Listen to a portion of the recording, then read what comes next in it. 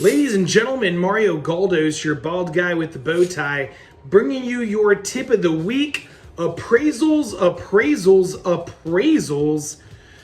I've been talking about appraisals all week. What kind of appraisals? Property value appraisals. Why is this a hot topic? Because as the market continues to have this very low supply and high demand, people are doing multiple offers, going over asking prices, and what it's causing is the market's not catching up to itself quick enough, and therefore we're having some shortage in values on appraisals. Now, a lot of questions that I'm getting here lately are who assigns the appraiser?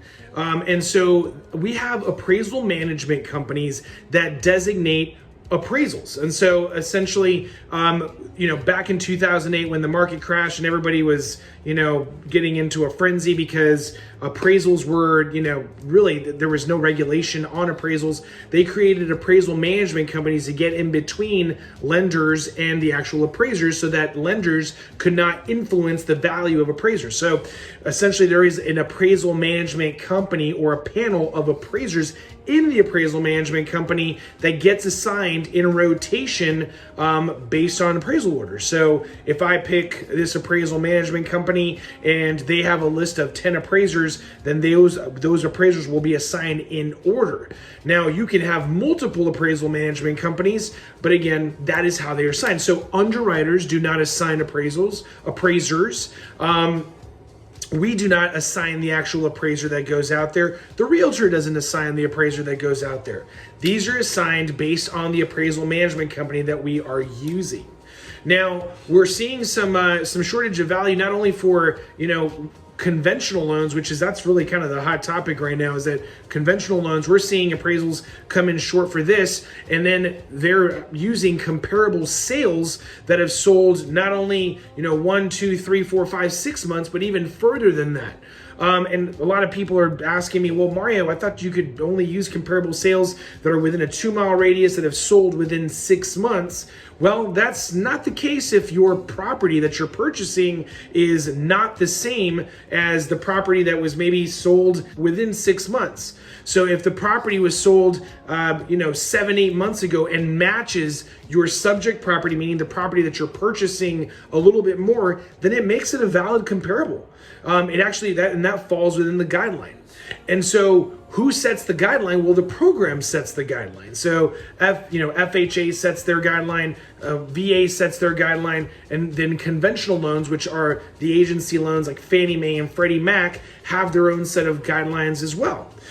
Conventional, I will tell you, have a rating system that you can put into you have to put into this software that grades appraisals on a scale of 1 to 5, 1 being low risk and 5 being high risk. And so what you end up facing is if an underwriter is putting this into their software and it says, hey, this is a risk of 4 or 5, there could be more conditions required from the appraiser to meet. Like, hey, can you justify this value a little bit more? Explain how you came up with this value. And then in some cases, we would need to do a field review, which basically is like a secondary method of evaluation to make sure that the appraiser, the original appraiser's work was done valid. So they hire a second appraiser to almost like double check this appraiser's work over here, saying, hey, we need to confirm that this is the value of the property. So again, lots of information here to give you right now. I won't be able, I could talk, for about an hour and a half on appraisals, but what I'm here to tell you is that we as the lender do not influence the appraiser. The underwriter for the lending company does not influence the appraiser.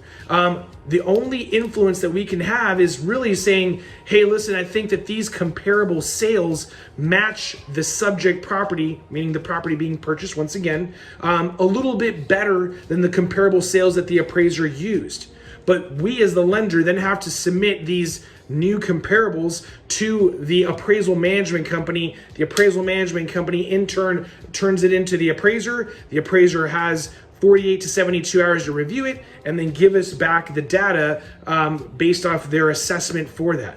So again, there's nothing more that can be necessarily done in this case when this happens. So when you're seeing short appraisers and you're getting frustrated saying, well, hey, I mean, this comparable here over here is, within 6 months and it's a 1-story, although the subject property is a 2-story, but it was sold within 6 months and it's a little bit closer. Well, let's look at, if you have another comparable sale that was a 2-story that sold 7 months ago, it's justifiably and arguably able to be used as a comparable.